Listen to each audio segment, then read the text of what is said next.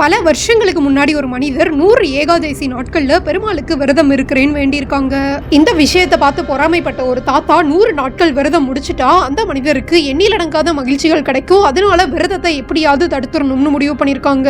அந்த சமயத்துல தந்திரமா யோசிச்ச தாத்தா சரியா 100வது நாள் அந்த மனிதர் விரதத்தை முடிக்க போற நேரத்துல அந்த மனிதரை நோக்கி போயிருக்காங்க. உடனே அந்த மனிதர் வாங்க சாப்பிடலாம்னு தாத்தாவை கூப்பிட்டுருக்காங்க. உடனே தாத்தா ரொம்ப தூரத்துல இருந்து வந்தது, ரொம்ப களைப்பா இருக்கு, இருங்க குளிச்சுட்டு வந்துடுறேன்னு சொல்லிட்டு போய் பல மணி நேரங்களா குளிச்சுக்கிட்டே இருந்திருக்காங்க. அந்த நேரத்துல சாப்பிட்டு விரதத்தை முடிக்க வேண்டிய நேரம் வந்ததுனால பதறி போன அந்த மனிதர் வீட்டுக்கு வந்தவங்களை விட்டுட்டு சாப்பிடக்கூடாது, நேரத்துக்கு சாப்பிடாம விட்டா விரதமும் நிறைவேறாது, என்ன பண்றதுன்னு தெரியாம யோசிச்சுக்கிட்டு குழப்பத்தோட நின்றுருக்காங்க. அடுத்த நொடியே தந்திரமா யோசிச்ச மனைவி 3 சொட்டு தீர்த்தத்தை அந்த மனிதரோட கையில கொடுத்து குடிக்க வச்சு விரதத்தை முடிக்க வச்சிருக்காங்க. இந்த விஷயத்தை பார்த்து ஆக்ரோஷமான தாத்தா ஒரு முனிவரா மாறி அவரோட பூதத்தை அனுப்பி அந்த மனிதரை அழிக்க சொல்லியிருக்காங்க.